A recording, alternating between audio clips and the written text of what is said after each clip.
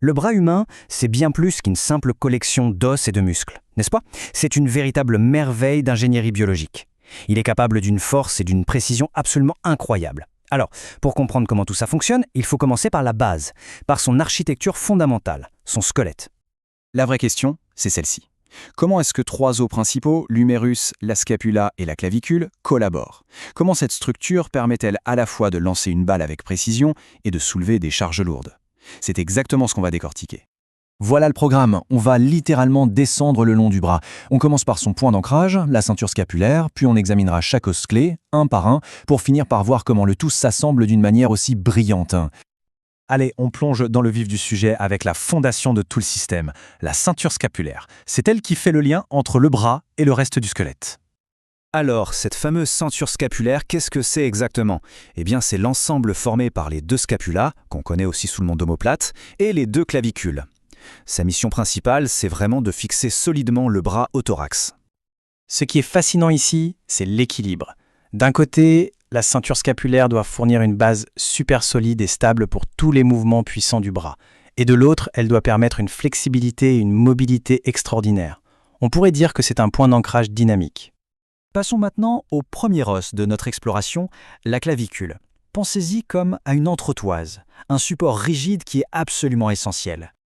La clavicule, c'est cet os un peu long en forme de S qu'on peut sentir juste sous la peau, tout en haut de la poitrine. Elle relie le sternum, au centre, à la scapula sur le côté. Et c'est important, c'est la seule connexion osseuse directe entre le bras et le tronc. Mais bon, cette position très exposée, c'est un inconvénient. La clavicule est particulièrement vulnérable. Sa forme en fait une candidate idéale pour les fractures, surtout lors d'une chute sur l'épaule ou sur la main tendue. Regardez cette radio par exemple. C'est une fracture typique de la clavicule, pile dans sa partie la plus fine, qu'on appelle le tiers moyen. C'est une image qui illustre parfaitement à la fois l'importance et la fragilité de cette fameuse entretoise.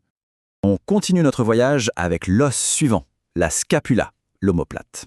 Si la clavicule est une entretoise rigide, la scapula, c'est tout le contraire. C'est une sorte de base flottante qui autorise une flexibilité incroyable. La scapula, c'est cet os plat de forme triangulaire qui est plaqué à l'arrière de la cage thoracique. Et la clé de sa fonction, c'est qu'elle n'est pas fixée de manière rigide.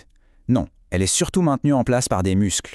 Ça lui permet de glisser, de pivoter, et ça augmente considérablement l'amplitude des mouvements du bras. À l'arrière, on voit une structure très nette, l'épine scapulaire. C'est une sorte de crête osseuse qui traverse l'os et qui se termine par ce qu'on appelle l'acromion. C'est précisément à cet endroit que la scapula s'articule avec la clavicule. Tous ces reliefs sont cruciaux car ils servent de point d'ancrage à de nombreux muscles de l'épaule. Et c'est là qu'on trouve le secret, le point crucial, la cavité glénoïdale. C'est en quelque sorte la douille de l'articulation de l'épaule. Regardez bien comme elle est peu profonde, presque plate. C'est cette caractéristique qui permet à la tête de l'humérus de bouger dans quasiment toutes les directions. Voilà le secret de la mobilité de notre épaule.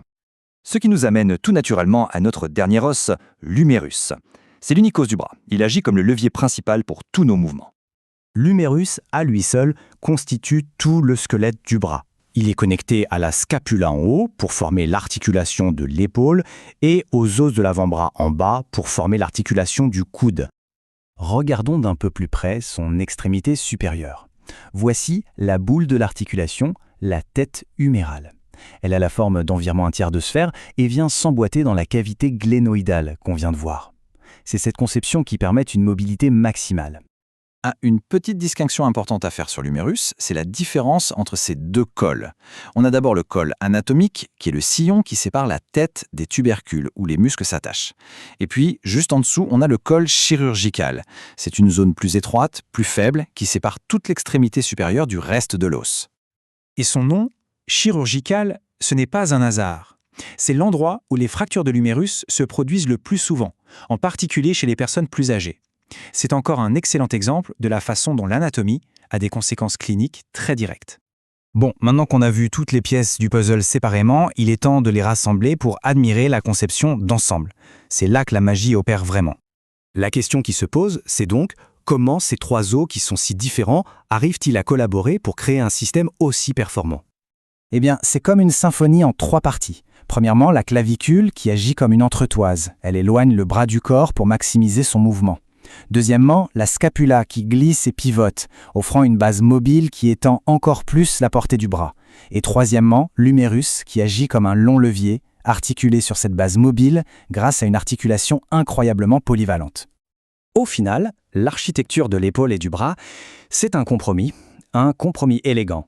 Elle sacrifie une partie de la stabilité qu'on pourrait retrouver dans une articulation comme la hanche, par exemple, pour obtenir en échange une amplitude de mouvement absolument phénoménale. C'est inégalé ailleurs dans le corps.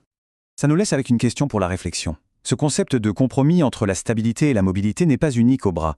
Où ailleurs dans le squelette peut-on observer un design qui fait un choix similaire pour s'adapter à une fonction bien précise? C'est une question qui nous rappelle à quel point le corps humain est une machine superbement conçue.